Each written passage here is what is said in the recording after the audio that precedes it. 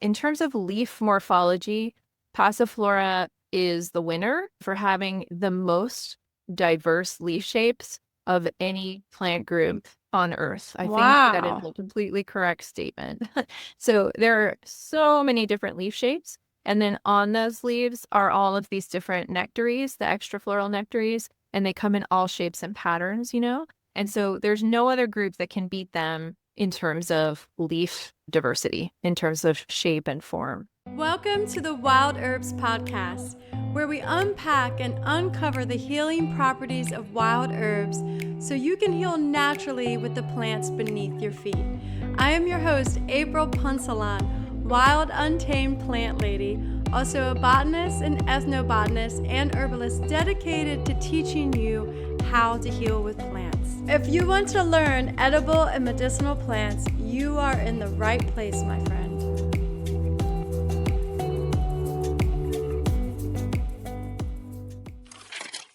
So I'm super excited for you today because you get to learn from Dr. Shawn Krosnick. And she is an expert and one of my favorite plant allies, and I'm sure it's one of yours too, Passiflora, passionflower. And she has dedicated many years of her life to studying this genus. And so we're going to get to step inside the secret world of passionflower. But let me tell you a little bit about Dr. Shawn before we start. She is a professor of biology at Tennessee Technological University, where she teaches courses in botany, plant ecology, and plant animal interactions, anatomy, and developmental biology. Her research focuses on ecology, evolution, and reproductive biology of plants, while also working closely with undergraduate and graduate students in both the field and laboratory research. So, your emphasis is on botany and plant ecology and teaching. And it's so wonderful to have a scientist on the Wild Herb podcast. So, thank you so much for your time and energy. No problem. I'm happy to be here. And me and Dr. Shawn, we're both juggling with our daughters today. And so we are able to get this in and squeeze this in. So those of you who listening, you are moms and have busy schedules, you know how it can be. So this is a treat for us to connect because both of us, and I'm guessing you two listening, we love passionflower. And June moving into July is really the months of this species that we're covering. So it feels right on time. So I wanted to know, how did your journey with plants begin? Because you are dedicating your life to plants right now. And so I would love to hear that. Yeah, that's interesting. Well, I it comes from my parents. My dad was always a really big houseplant fanatic, and my mom loved gardening outside. So I got both angles. And then they're both artists. And so I went the science direction, but it ended up in plants because I was just always around them and then became fascinated with all of their complexity, and it just spiraled from there. And so I did decide that I really like plants in high school, and then I did my undergraduate at Cornell, and I chose that program that they have in plant science because it's one of the only schools, at least it was at the time, it's a long time ago, that was specializing in botany. It's getting harder and harder these days to find programs that specialize in plants, and so they have a really good program. And then I honed in on what I was fascinated in kind of being the relationships among different groups of plants, which is called like systematics, and looking at those relationships. It just always was really interesting to me. Like when we talk about pineapple and Spanish moss, like they're in the same family and they Mhm. really don't look anything alike. And I just think those kinds of transformations are really interesting. And so then I did my graduate work at Ohio State. And then I've just been teaching and had two postdocs. And I really like teaching and I like doing research kind of 50-50. And so I try really hard to come up with interesting ways to get students interested in plants. And so part of my work is definitely studying plant biology. And then the other part of it is thinking of ways to get students into loving plants because they're so cool and they, as you know, kind of get a bad rap in terms of people's interests. They're not moving and they just sit there is what they think. And so it's hard to find ways, especially with students, to get them interested. So I do a lot of work on that as well. But yeah, that's kind of my journey. I love that your parents ignited that in you. And I mean, Yeah. being around, it's very, I think, wonderful that you realize that it's because you were around the plants. And now, I saw your paper that you published and people, I think it's called People, Plants, and Plants, people, planet. Yeah. yes, I always wanted to Yeah. publish in that. So when I saw that you published in that journal, I was so excited because I've Yeah. had my eyes on that journal since it first came out.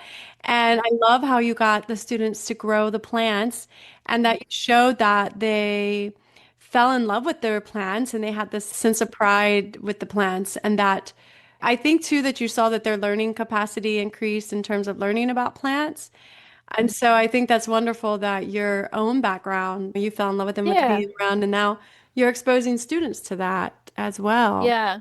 We do a project in my class, in my regular botany class too, where it's called the Pet Plant Project, and they grow their own plant. And so I remembered when I was in high school, I guess it was, that we had like a health class where you had to keep an egg from getting broken. And Yeah. I felt like it was kind of the same thing. And like if they could keep it alive, but then they're becoming friends with the plant and they come up at the end, we give extra credit because they come up with like they'll dress their plant up and they'll come up with crazy names for the plant. And it's all just like trying to find ways to get a student to relate to something that wouldn't typically be important to them, but giving it some personal relevance, I think helps in it getting them engaged. So, yeah. Definitely. And moving from the two-dimensional world to three-dimensional, because when my daughter comes home from school and I pull out all these papers, it just doesn't feel very rewarding to me. And I'm Yeah. like, she has such a, I mean, children, kids, all of us have such a brilliant mind for us always to be in that world versus like, Mhm. I can see it three-dimensional, I can touch it, it has energy, and I'm working Yeah. and learning with it. So I think that's brilliant. And I look forward to seeing, because I know you'll probably continue to do that work or it will evolve with your career. Yeah. Always trying to find new ways. But- And I will And put a link to that paper in the show notes. So you should oh, definitely cool. read that work from Dr. Shawn Thanks. because it's really eye-opening in terms of creating connection and reconnecting to the earth and to plants and to nature and what that does for us as humans. So I want to jump right into Passiflora. So what led you to the journey or to this deep dive into Passiflora? When did you decide, okay, this is the genus for me? Because there's so many genera that you could have chose. Yeah, that's true. Well, one of the things was that, so I knew when I got to grad school that I wanted to do plant systematics. And then I was just trying to find a group that needed study that was interesting to me. And I went through a few different options and people were already kind of working on them. And I remember my advisor, who was an amazing advisor, John Freudenstein, he was like, well, there is always passionflower, but I'm sure that everyone's already worked on that because you think a lot of times like with orchids or with other really showy plants that people will have studied them because they're just so charismatic, but it turned out that wasn't true. And so I contacted another grad student at University of Florida who was working on a different part of the genus, and she said, no, you have to work on it, like we want people to study passiflora. And so from then on it was like a done deal, because what I really find pollination biology really fascinating and like floral complexity. And those flowers, just like orchids, passion flowers are incredibly complicated. And so just all the different intricacies. And what I've really gotten interested these days is in both the floral nectaries and the extra floral nectaries because they have the little sugar bodies all over the plant. And so there are just so many questions that you can ask. And so it really, like, there's now more than I think 700 plus species that have been recognized of Passiflora. And so there's plenty to work on still. That is a lot. We Yeah. have I love seeing the little Passiflora lutea, the little yellow Mhm. one, and then the Yeah. Passiflora incarnata. We're blessed Right. to have that in the southeast. Yeah. Can you share with listeners, teach them the floral structure? I know it's harder because they don't have it right in front of them, but Yeah, most of us are familiar. I think most of the listeners are going to know what the passion flower looks like. for sure. So, yeah, so passion flowers, I mean, to me, they kind of look like sea anemones because they have all of the filaments that are coming out from the center of the flower. And so at where the corona filaments are coming out at the base of the flower, those filaments are really like serving as a landing platform for the insects. And they also release all the perfume in the flower. So if you enjoy the smell of passion flowers, the scent is actually coming from specialized cells called osmophores that are in the coronal filaments. So, What? so that's where all the perfume comes from. But then down at the bottom, like of those coronal filaments, they're all coming towards the center. There's a Mhm. little ring that's called the nectar chamber. And there's a lot of intricacies depending on which species you're talking about the details of the shape of the nectar chamber. It could be like really long and skinny. There's some species that grow in the Andes of Passiflora that are hummingbird pollinated exclusively. And so they have a really long, narrow floral tube and the nectar's at the bottom. And then like Incarnata is like really shallow and wide, and there's just the ring right there. And so the nectar ring is at the very base. And then there's this big long structure that comes up in the middle, right? And that's called the androgynophore, which is basically the male and female parts on a stalk. The root word phore, phore, means like a stalked structure. So you have the male and female parts on a long stalk, and that's held up above the rest of the flower with the filaments and the nectar down here. And so what's really cool is that as passion flowers open throughout the day, they start off opening and all the female reproductive organs are like upright like this, Yeah. and they bend down throughout the day. Uh-huh. I can't make my, I should do it like this. They Right. start up like this, and then they Uh-huh. bend down, and then the insects are coming in here, and then these parts are able to make contact with the back of the insect. And so that's how outcrossing can happen. So the female stigma and style, right, the stigma is where the pollen's going to attach, will bend down and actually make contact with the back of like a carpenter bee, for example. And the anthers are down there too. The pollen's down there too. So there's just like all this room for cross-pollination to happen as the bees are really just moving in a circle around that nectar chamber. And so, yeah, but I mean, there's so much variation. Like some passifloras are bat pollinated, some are hummingbird pollinated. Lots of them are fly pollinated and wasp pollinated, but the majority are probably bee pollinated. I think that's like a safe generalization. I've seen a hummingbird on the Yeah, Passiflora incarnata. Yeah. And yeah. you said, one of the things that you thought would be amazing, and we can talk about this, is that if people, you listening, take a picture of something pollinating Passiflora, and then we can send it to Dr. Shawn, because I Yeah. had last year there were just hundreds of them on the west side right here, and I got pictures of grasshoppers Mm. actually eating the nectar. Yes. Really? Yes, Yeah, I'll send that I would to love to you. see that. Yeah. That was amazing. And I'm like, maybe they're thirsty, so they're actually getting the water too. But anyhow, and so I just look at the flower a lot. I've spent a lot of time looking at the flower, and mostly, it's the carpenter bees. And I love watching them get underneath those stamens, like underneath, and just seeing that. So the carpenter bees are the main pollinator for Passiflora incarnata. And I know like a lot of people don't like carpenter bees, but I love them and I think they're so important. They also they're very dedicated to a particular flower once it's in bloom. And so they're really reliable pollinators. It's called floral constancy, where once like Passiflora incarnata is open in the habitat, they like focus on that entirely for weeks. And so they're really good, effective pollinators. And a lot of people say, I mean, I don't blame them. I have wood siding on my house and some furniture that has holes in it, but they're really important pollinators, not just for Passiflora, but for a lot of native plants. And so I always just try to remind people to try to be kind to them. And if you look at them, you can tell the boys from the girls because the boys have a big yellow square on their forehead. And so you could even handle them because they don't sting and they're Whoa. really like kind of friendly. One thing that's really cool is that they can get drunk on Passiflora nectar. And so how like Passiflora is used as like a sedative and Yeah. it has these properties. And so if the carpenter bees drink too much nectar, they become like drunk and they fall asleep on the flowers. And so sometimes you'll find them like just kind of upside down hanging on the flowers.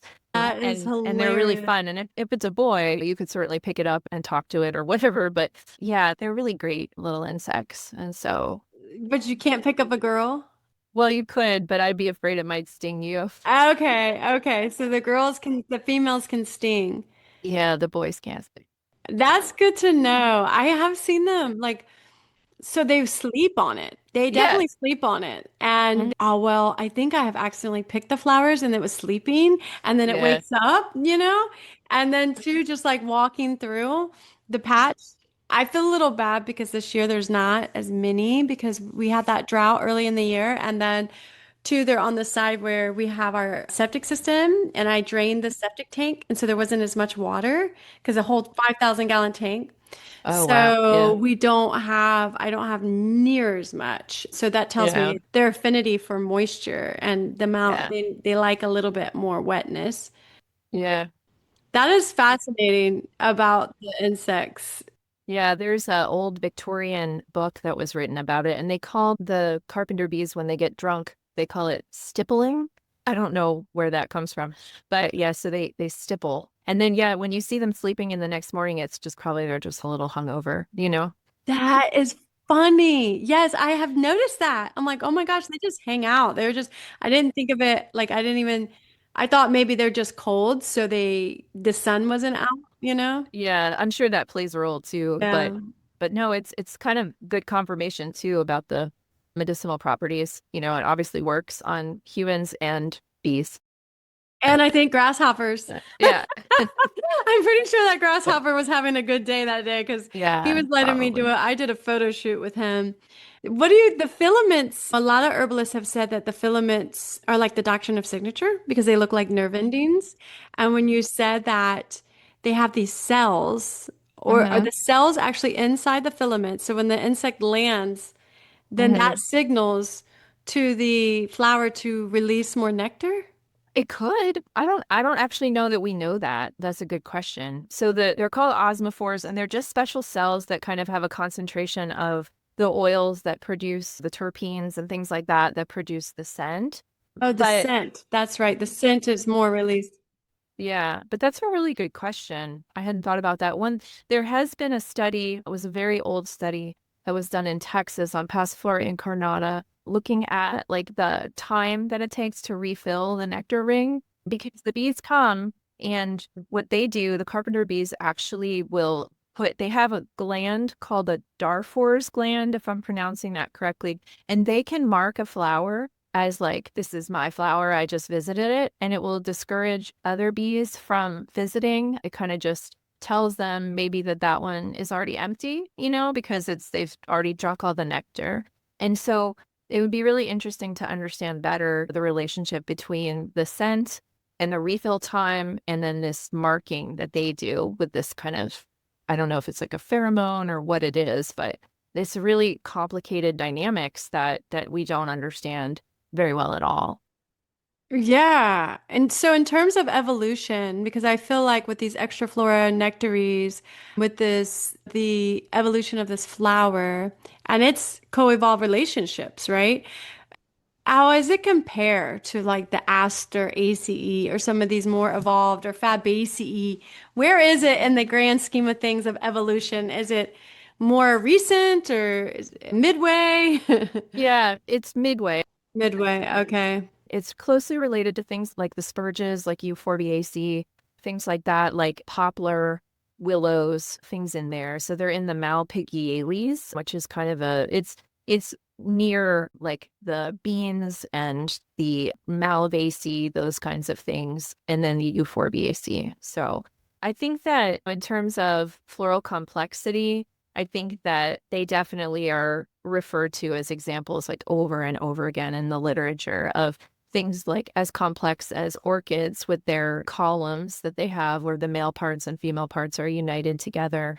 And there are a lot of, I think, very specific syndromes in Passiflora that force the insect or the animal, if it's a bird, into a very specific position, like in order to reach the nectar and, you know, to it in the for the plant's benefit, it'll be pollinated sufficiently. And so yeah, there's a huge amount of specialization. In terms of leaf morphology, Passiflora is the winner for having the most diverse leaf shapes of any plant group on Earth. I think that is Wow. a completely correct statement. So there are so many different leaf shapes. And then on those leaves are all of these different nectaries, the extra floral nectaries, and they come in all shapes and patterns, you know? And so there's no other group that can beat them in terms of leaf diversity, in terms of shape and form.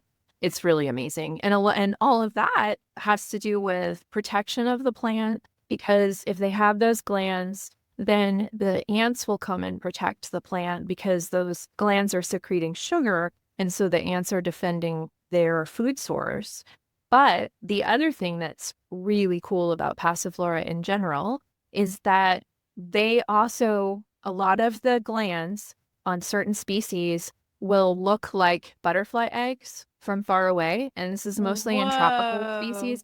And so the gland, like on the upper surface of the leaf, you'll have kind of these yellow dots. On the Uh-huh. underside, it's secreting sugar. But on the upper surface, a female butterfly sees that leaf and says, "Oh, that plant already has butterfly eggs on it, so I'm not going to lay my eggs on that leaf." So it's a That's another way fascinating. to reduce the herbivore load. And then the heliconius butterflies from South America have co-evolved with Passiflora in terms of these patternings. And so those heliconius butterflies are like visual searchers. And so they can see these patterns in the leaf shapes. And so they know which plants are good host plants for their butterfly eggs. And it's really, really cool. So, yeah. Well, they're looking at the shape of the leaf in the jungle or wherever they are, whatever Mhm. ecosystem type. They're searching out the pattern of Passiflora. Yeah, Okay. it's so some butterflies are visual searchers and some Mm-hmm. are chemical searchers. And so like the ones that like the Gulf fritillaries that are associated with Passiflora incarnata, they're chemical searchers in terms of looking for their host plants. But that one lineage, and I know there's more, and I'm not really an expert on this, but there's a whole lineage of butterflies that is really good at visually searching for leaf shapes. And so they're really going to be, if they see those egg mimics, which are the nectaries, if they see these like yellow dots, they're going to really avoid them because they have such Mm. good visual searching abilities. It's fascinating. It's so fascinating. So much diversity. There's so much diversity and relationships with Passiflora. And Yeah. I mean, not even to mention humans, right? I mean, Yeah. the Gulf fritillaries, like sometimes I have a birthing station and there'll be like 50 chrysalis, or Mhm. like lined up. Right. And Yeah. usually, this year there's not as much. And I've noticed that there's some early, like usually it doesn't start until middle of July, end of July, August, and they were laying eggs June. There were some fritillaries laying them already, and I'm like, that's really interesting to me because I've never Yeah. noticed them that early. But they seem like for the most part, like I'm able to forage and connect with the plant, and then they come, and then the plant has already really produced its fruit. So it always seems like it's very timely where the Gulf fritillary is doing its reproduction, kind of Mhm. at laying its eggs when Passiflora already has enough energy to produce the fruit. But this year we'll see because they're laying the eggs early. But anyway, at least Yeah, in this everything chart. has been early, definitely. I saw Passiflora coming up like in my memory, it was like a month earlier. I was just like, this is crazy, but it is the world we live in now, you know? Um, Mm-hmm. but yeah. And then the other thing about Passiflora incarnata anyway is like it can be weedy, but it tends to kind of be transient in any one location. At least I find like it was really abundant in one spot in my yard this past summer, and then this summer it's not there at all, and it's like moved somewhere else. And the rhizomes can spread like 30 meters sometimes. And so like you could have the same plant connected and it just pops up in a new place. And so, and that matters too because the passion fruit, if you're trying to get seeds, they're not self-compatible. So you have to have different genetics, different plants of different genotypes in order to get seed to produce. Oh, And so, wow. yeah, so that's Really? something, yeah, it doesn't seem to be too difficult to do that. Like I know I only have one clone at my house, but I still get fruits to develop. And so those bees, the bees can travel. Carpenter bees, I think, can travel like 3 miles, sometimes 5 miles, and they can travel really long distances. And so they must be finding other passion flowers around because they're still setting fruit. But if you were to try to self-pollinate in Passiflora incarnata, you would not be able to get your own seeds to or fruits to develop from that. So I've been able to get a lot of fruit. And it's a genotype. I didn't plant it. It's a native genotype to James Island, Mhm. which I was so Mhm. happy about. Like I did go out Yeah. and buy one. And Uh-huh. then I saw that this little tiny strand. I mean, it was so small. And I just kind of opened up the vegetation on the hedgerow around it and it just went poof. But like you said, it is very transient and it moves around. And so there is a part of me that's like, oh, I don't ever want it to not be here. I think it will Right. always be here, but it will just be, a high amount and then a low amount. And hopefully I'll get to have the high amounts again. But it kind of made me Yeah. wish that I would have saved some seed when I had those Yeah. big bumper crops. Yeah, one thing is that these like Passiflora in general has evolved in rainforests in only in canopy openings, like in transient situations. Mm, So if a tree falls in the forest, it opens up the canopy. You have a vine that can then immediately get in there and climb all the way back up to hopefully find light higher in the canopy. And then the forest encloses, and if that vine hasn't made it up there, it's probably just going to die. And so their seed is only viable for maybe 1 or 2 years. It doesn't last long because it's just heck. like a life strategy where they get in and get out very quickly. Right. And they thrive in disturbance. And so one thing I found is that if you have the passiflora there and then you disturb the soil, sometimes it'll come back because it's just, I think the light and the warmth, maybe the temperature kind of gets down into the soil where those runners are, and it'll re-stimulate it to come back up. Otherwise, like as more debris or an organic material kind of accumulates over seasons, it doesn't, the light and the warmth don't get down there as much. And I think it just moves somewhere else and goes dormant. So they're kind of like almost like popping up in places based on maybe where there's more disturbance or something that mimics disturbance. Because that's Yeah. their whole ecology, is you'll always find them just either on the edge of the forest or in an opening that's kind of a transient kind of thing. So That makes so much sense. Yeah, I never realized how long those runners are yeah, and they're really long. just they just go straight horizontal. It's Yeah. not like they're going deep under the ground like you said. And so it Yeah. makes total sense to me that it is disturbance related. You expose the soil a little bit and it looks like Yeah. this year it's come up in my garden where there's a little bit more moisture, but it could Yeah. also have been disturbance. It's just a fascinating plant and They of really are. course, it's amazing. So, out of all your research, because you've been working with this plant for or this genus, what are some of the most fascinating things you've discovered or you've learned Wow. that kind of like took your socks off?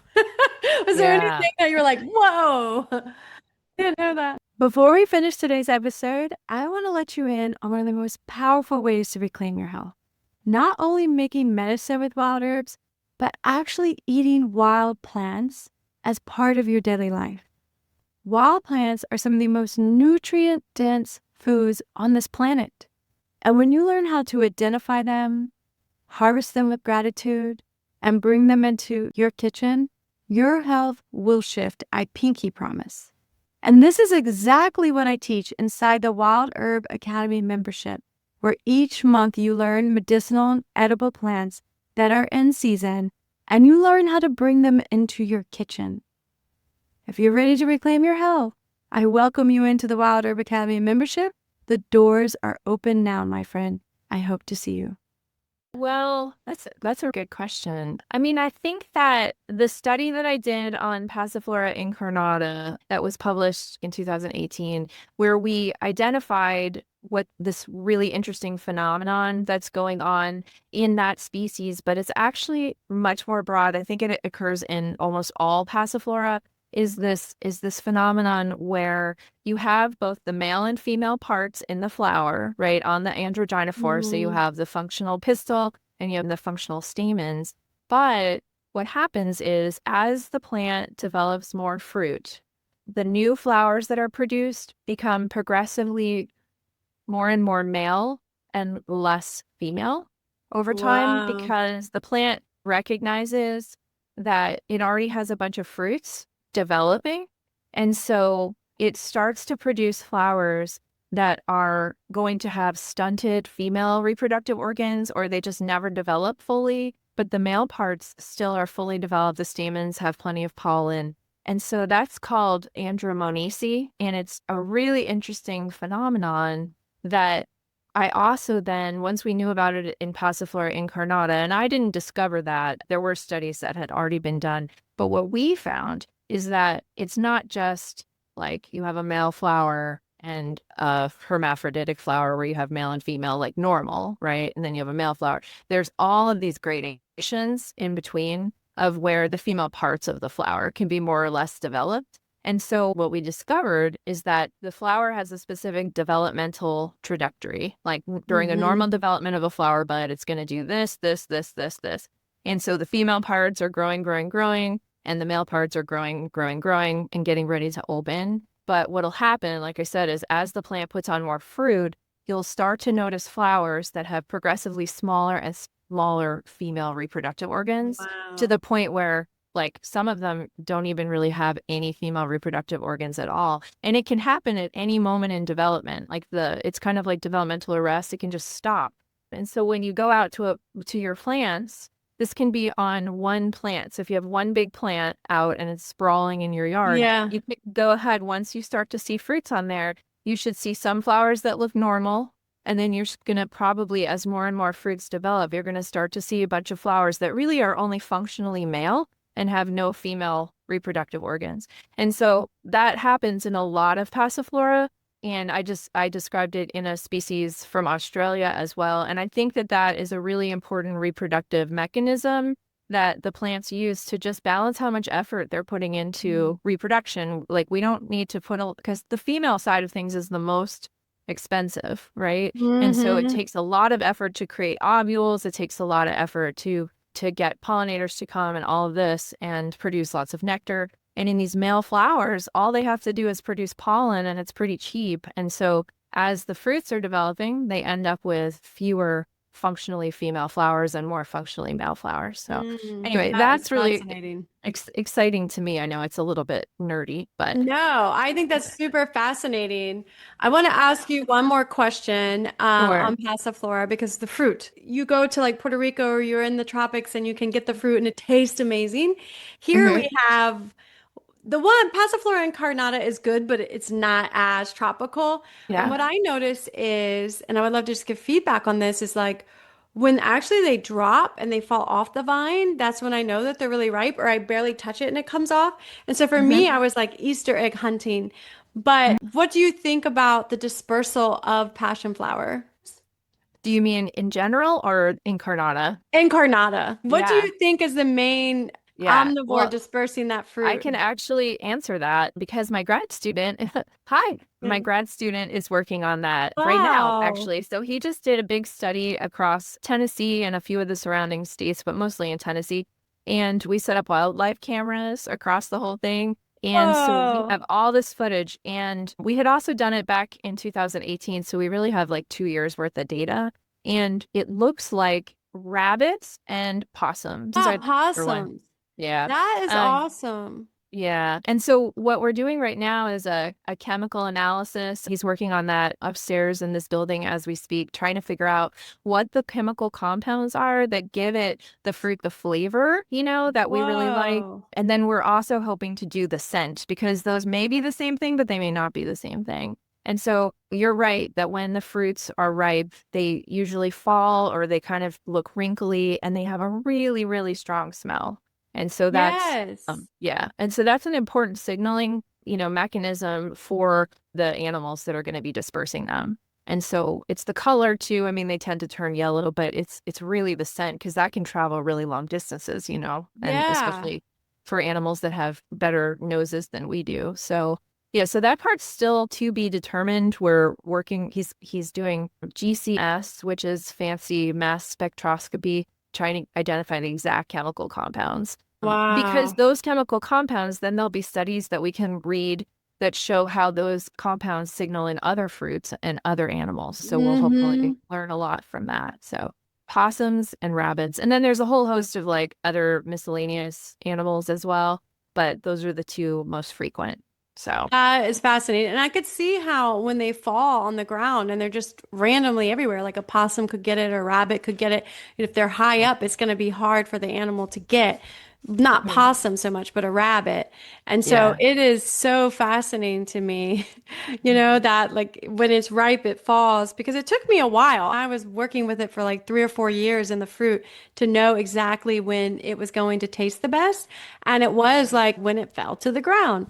Yeah. And the other thing is that humans, right, we're drawn to the fruit. And I found an old paper, it was William Bartram, and he was talking about how the indigenous people, passionflower was always around them and Yeah. you always Yeah. saw it.